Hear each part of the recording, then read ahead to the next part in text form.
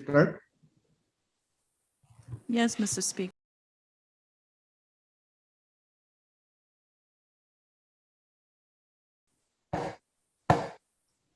The second day of the fifth special session of the 22nd Congress will now come to order. May we all bow our heads for a moment of silent prayer.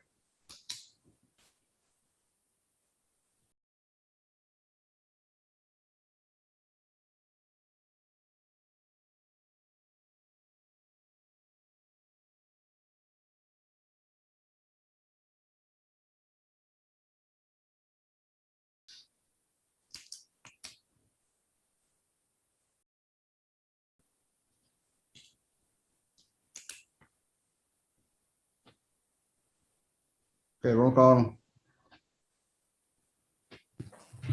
Senator Aritos, Yes. Senator Christian, Senator Figueroa, Yes. Senator Colon, He's online. You're muted, Senator Cullen. Floor Yes. Leader Senator Colon. Yes. Thank you. Floor Leader Harper. Floor Leader Harper. Senator Conman. Vice Speaker Moses. Hey, Mike. Senator Net. Senator Pollack. Yes. Senator Perman. Senator Romalo. Hey, Mike. Thank you. Senator Urusamal. Absent. Senator Wali. Speaker Simina. Yes, Mr. Speaker, 9 members are present. we do have a quorum this morning. Okay, next item, reading of the journal. Acting for Leader Roosevelt. Thank you very much, Mr. Speaker. Good morning and good morning to everyone watching this this session. I move to dispense with the reading of the journal. And I second. Second. It has been moved and seconded that we dispense with the reading of the journal. Those in favor say aye. Opposed, nay. Motion carried. We now dispense with the reading of the journal. Next item, Chief Clerk. Thank you, Mr. Speaker. Item number 5, presidential communications, none at the moment. Continue. Item number 6, CFSM Supreme Court communications, none also. Item number 7, member communications, none, Mr. Speaker. Item number 8, departmental communications, we do not have any, Mr. Speaker. Item number 9, agency or governmental authority communications, none. Item number 10, state communications, none, Mr. Speaker.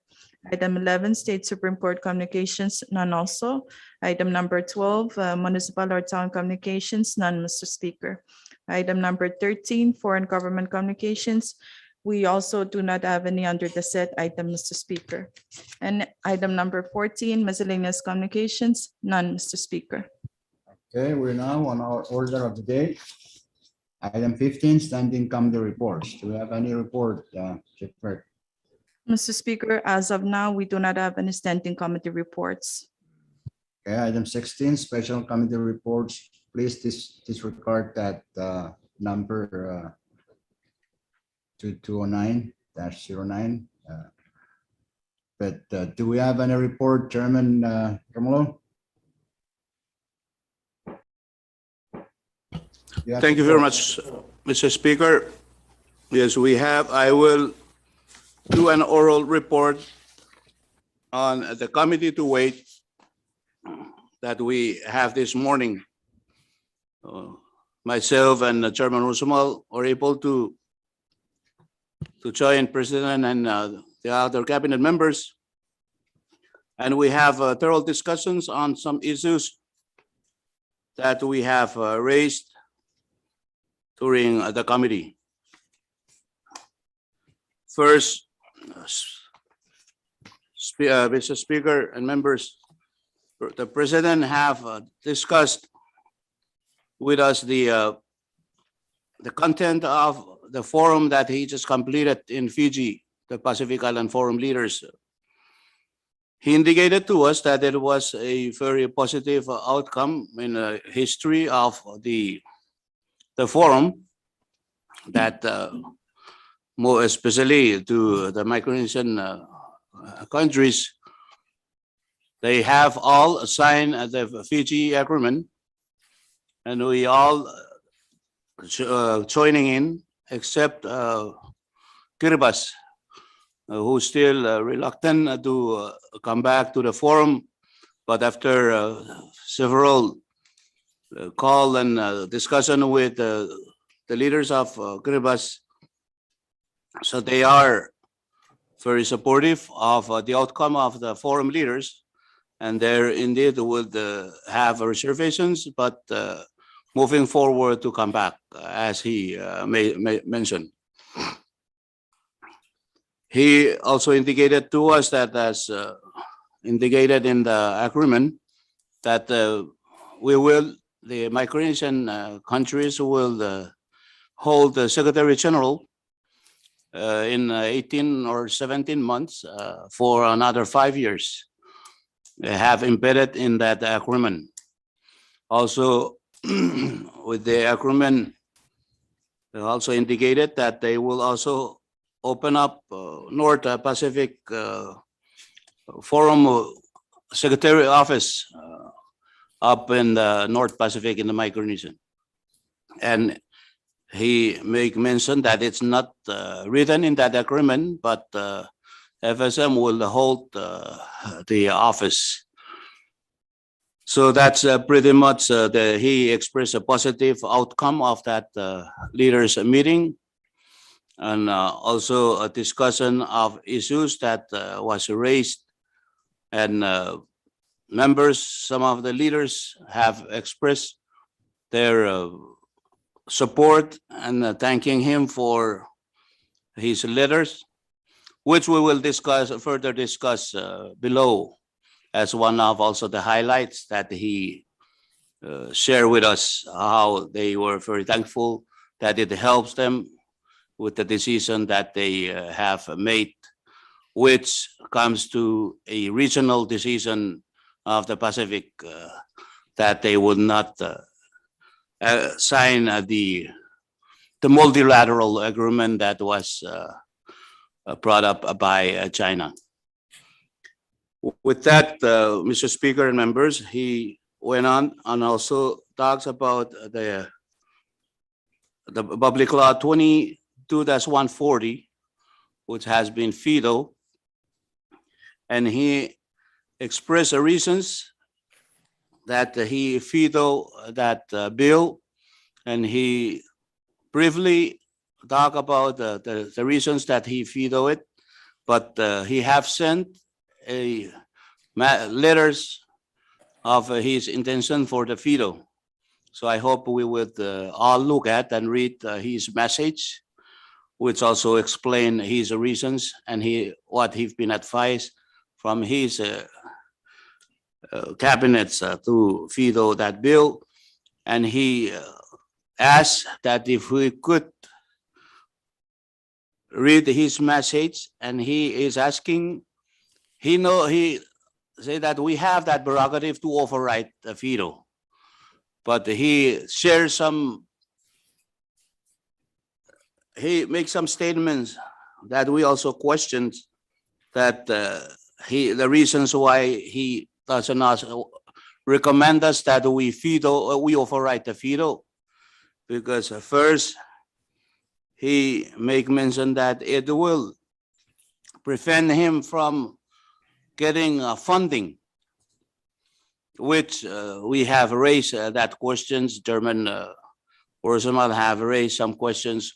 Why? What's the reason he cannot get the funding if we override this veto, or mostly taking away that authority to contact the foreign affairs matters lays in the hands of the executives.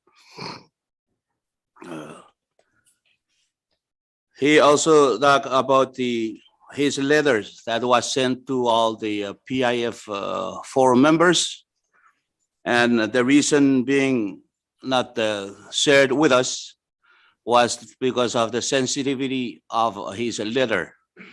He have intention to share with us if we have to meet personally, but because of the sensitivity of that letter, he decided that he would send without sharing it with us because it will contradict the intention of his letter.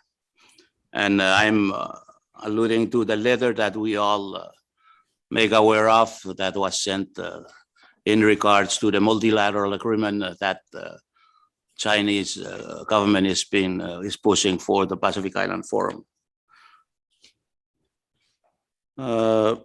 So he basically asked for us if we could not support the overriding of that bill because it will contradict the authority that given to the executive for conducting foreign relations.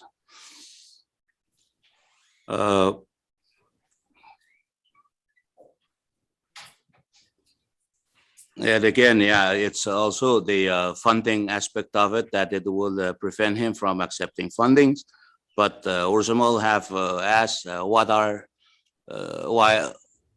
why is it that he would not, it will prevent him from receiving fundings when all fundings coming from donor countries has to be blessed by Congress.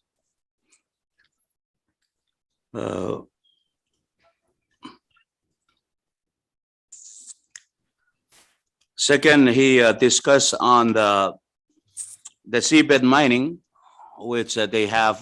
He have also make statements in not supporting or endorsing a moratorium on the seabed mining, and what he raised that after Ursumal questions that he's been at the forget of the seabed mining and what the changes that he went out now and asked for support on a moratorium on the seabed mining. His reasons was the seabed, the statement that he mentioned internationally for the moratorium on the seabed mining was just a political statement. This is not a binding agreement, but just a political statement that doesn't have any teeth, but can be changed without without his statement.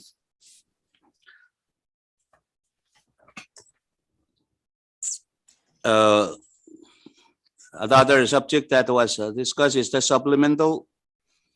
He have indicated that the executive supplemental will be shared with us by this afternoon. Mostly is the COVID operation overdue. The JCRB budget for the ongoing negotiations that will run into September.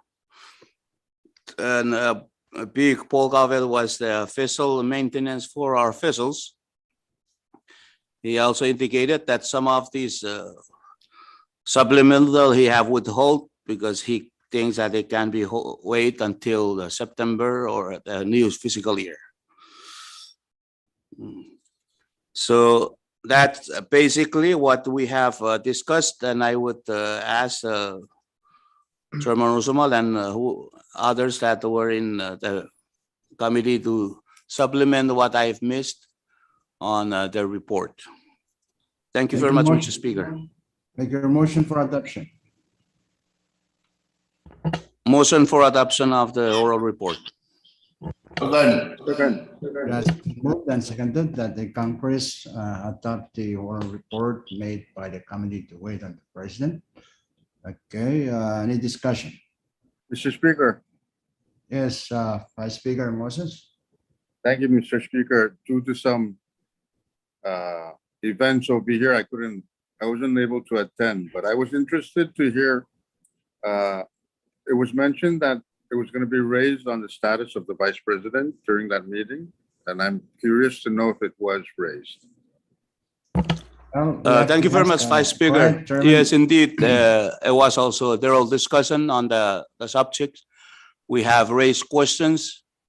So he have indicated to us that the bill that we have given him the latitude in looking at the conditions of the Vice President. He indicated to us that Vice President has been absent from office for more than 5-6 months. He have not come to the office.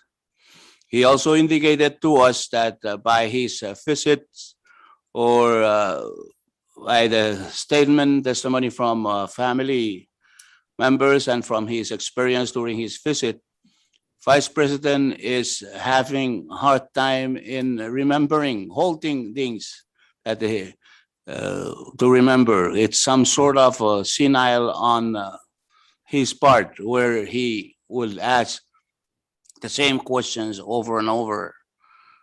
So he have indicated to us, as we also raised that questions, I did raise the question of whether there is a medical professional report on his conditions in carrying out his duty.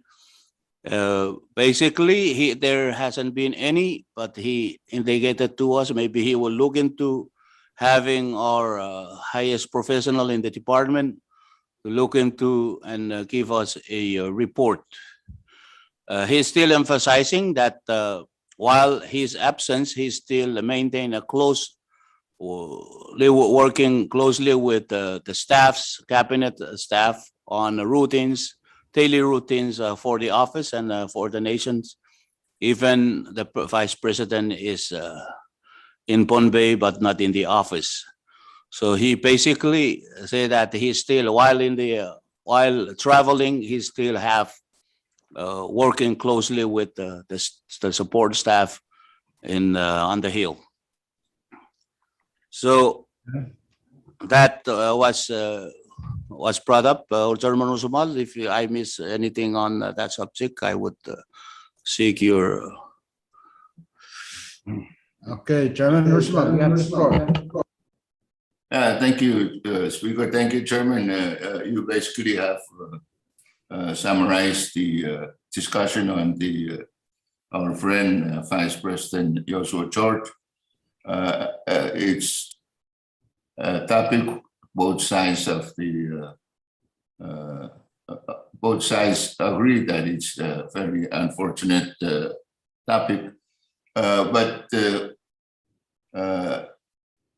when asked how long the issue was going to be with us and when would it be a best time to determine what to do, President has indicated by the Chairman, he would consult or seek the professional opinions of health people, profession, as well as legal opinion from the Department of Justice.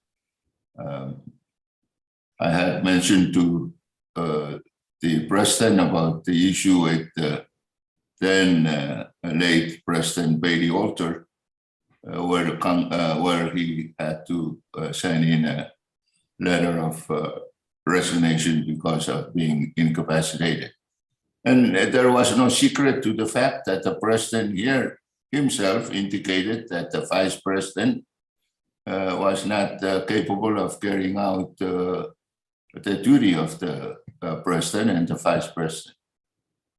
So he seemed to be, I don't know if sides tracking the issue, but he agrees he would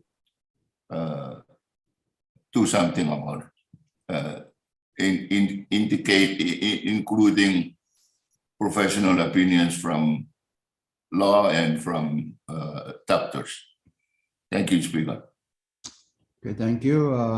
Are you okay, Vice Speaker?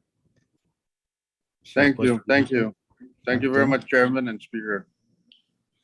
Okay, continue discussion. Any Speaker. further discussion? Vice Chairman Panik? Thank you very much, Mr. Speaker. I also apologize. I had some technical problem, couldn't participate in a meeting. I want to thank Chairman Romulo for the excellent report. My question is on the supplemental budget. You mentioned that there are several items, including CRP, vessel maintenance, and COVID-19 related requests.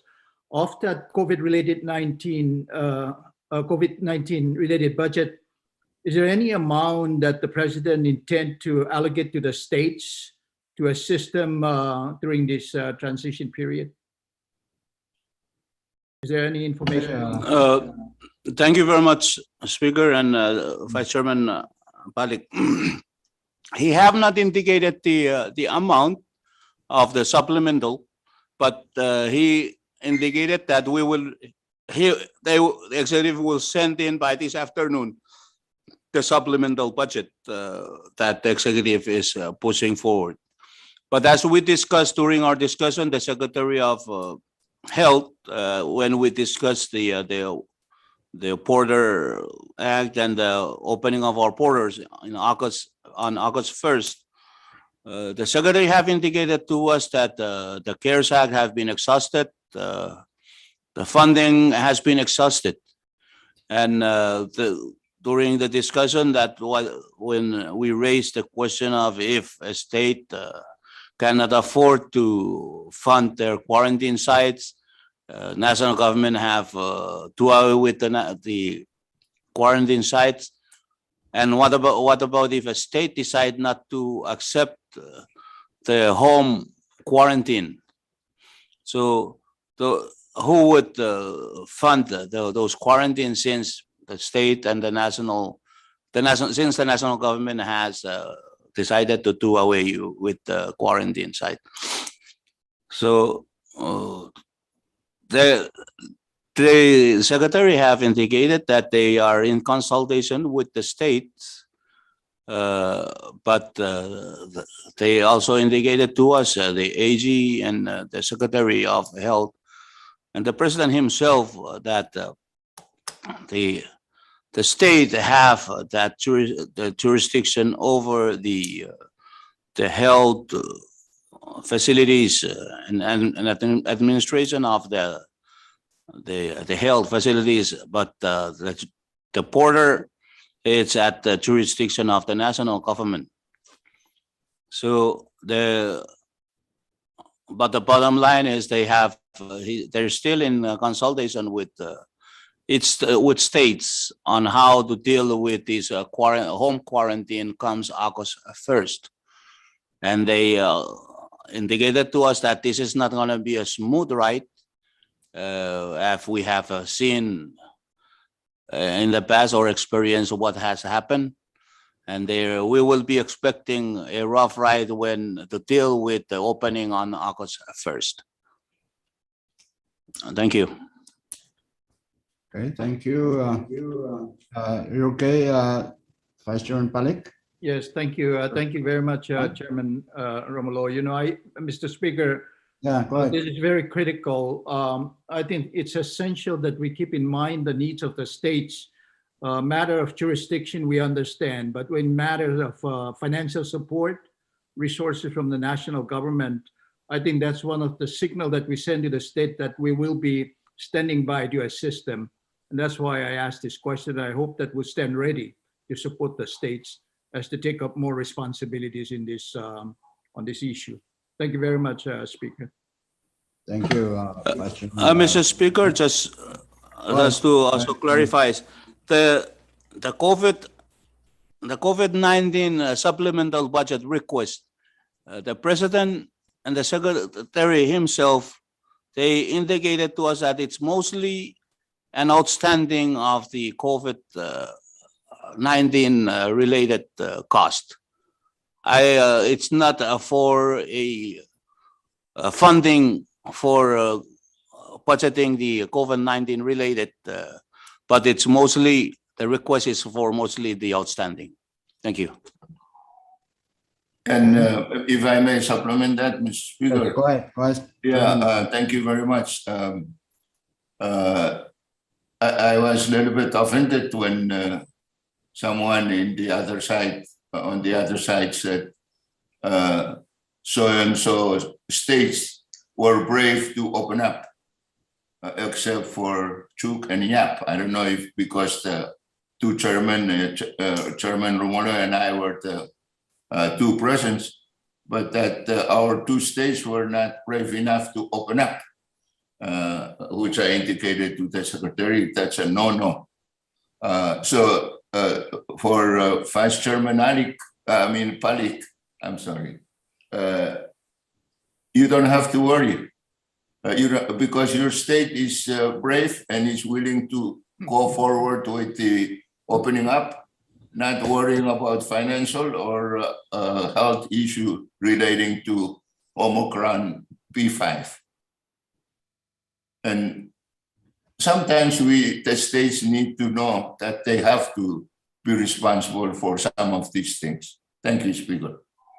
Okay, thank you, Chairman Rosimel, for that. Okay, any further discussion?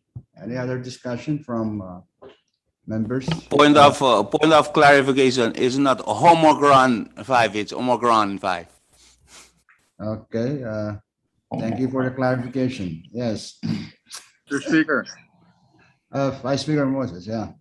thank you, Mr. Speaker. I just wanted to congratulate Chairman Romulo and Chairman Roosmel for that good report that they did. And I would like to move for the previous question. Second. Yeah.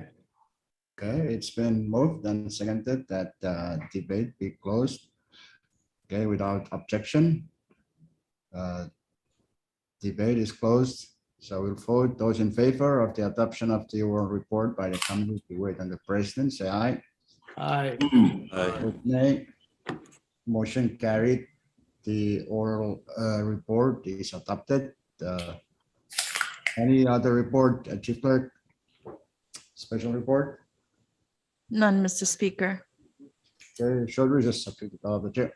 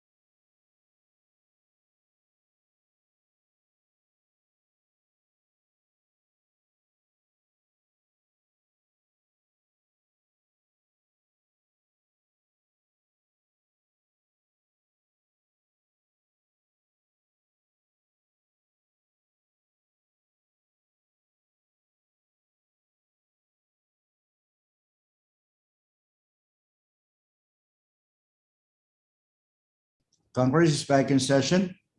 Okay, we're still on the item 16. Do we still have a special committee report, Chief Clerk? None, Mr. Speaker. Okay, next item.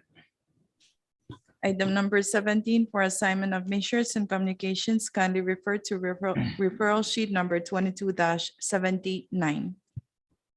Okay, take note, Chairman and members of the committees for your planning purposes. You have the floor, Vice Chairman Christian. I recognize you on your point of privilege. Thank you very much, Mr. Speaker and members. Again, I apologize. But the wise old man of Micronesia, men and women, did not need the Weather Bureau station to tell him that there is a storm brewing on the horizon. Their wisdom, I think, is kind of rubbed up on some of us old enough to remember them. That may not include Senator Rusmal, who is too young to remember those. But I believe that there's a calm today, if there is one, before a storm hits us in the next 2 weeks. But I would like to make sure that I make a statement, not so much to tell people what, but to remind myself of my responsibilities as a member of Congress. When I do so, I feel more anchored to doing what needs to be done for the nation. So, but Speaker, before we close the special session, Congress must make sure that we are clear on a few issues. Congress must confirm that the FSM Constitution delegated the responsibility and corresponding authority to control our geopolitical borders to the national government of the nation. That control of immigration is the responsibility of the national government. That promulgation of law-based regulations, and I emphasize law-based regulations, is vested in the national government of the nation, and therefore that enforcement of borders issues and migration clearly rests with the national government of the nation. Congress must also confirm that the FSM Constitution relegated to the state governments of the nation the authority to control the health and welfare of the people of the nation. That each state is charged to provide and ensure for safety of health for residents of that state. And that the states may pass laws and promulgate law-based regulations on health. That should not have any debate. Congress must also confirm its desire that in the exercise of their assigned responsibilities, the governments will do so not adversarially, but in conjunction with each other, not independent of, but in consultation with each other, and not in spite of, but rather in consideration of shared responsibilities for our citizens. And finally, Mr. Speaker, Congress must confirm that the good health of the citizens of the nation must not be required to stand aside in deference to political feud. You, Mr. Speaker and members, and I apologize again for wanting to emphasize to myself the importance of keeping apart the scientific needs from the political feelings of members of legislative bodies. Thank you very much, Mr. Speaker and members. Thank you very much, Vice Chairman Christian, for your, as always, eloquent and very insightful statements. And of course, we do have those responsibilities, as you enumerated for Congress, we need to do those. And I understand some of those issues you touched upon are already in litigation, if I'm not mistaken. So I think we need to respect that judicial process as it takes its course. We need to also understand, I think all of us should, and I do believe we do understand our role as politicians. We should let the health issues, technical or scientific, be taken care of by our experts in that area. So thank you, Vice Chairman Christian, for pointing those out and reminding us of our responsibilities and roles. Speaker, Okay, yes, you have a point of privilege. no, my point is to call for a short recess. I so move. Yes, okay.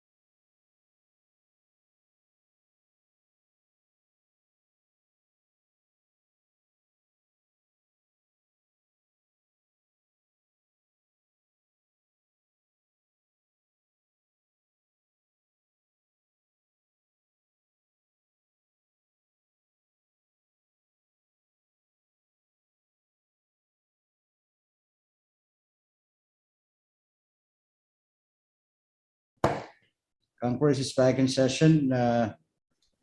Next item, Chief Clerk. Item number 18, unfinished business, none, Mr. Speaker. Okay, next item. Item number 19, bill calendar, none also, Mr. Speaker. Next item. Item number 20, resolution calendar, none, Mr. Speaker. Okay, next item, introduction of bills and resolutions. If you have any measure to introduce, pass them on to Chief Clerk. Next item, miscellaneous business. Do you have any miscellaneous business? If none, okay, let's go down to announcement. Any announcement from Chairman, the chairs? Any announcement? Okay, if none. All right, acting clerk.